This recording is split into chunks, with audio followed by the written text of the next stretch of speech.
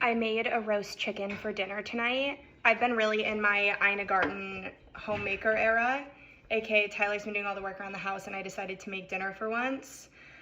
This looks delicious. Roast chicken is actually incredibly easy to make, believe it or not. It's the best one-pan meal. So let's make a roast chicken for when Tyler gets home from the gym. Cut out the backbone to spatchcock the chicken. This helps it cook more evenly.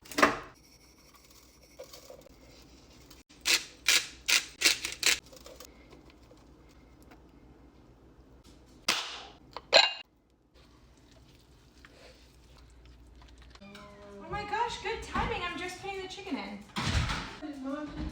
Ring on it. Aren't I the luckiest in the world? Oh, that's nice.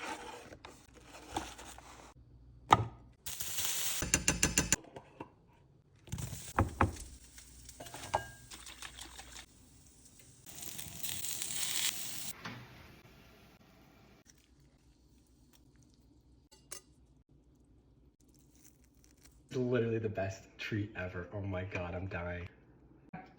Crush it. It's really good. Oh my god. Get out.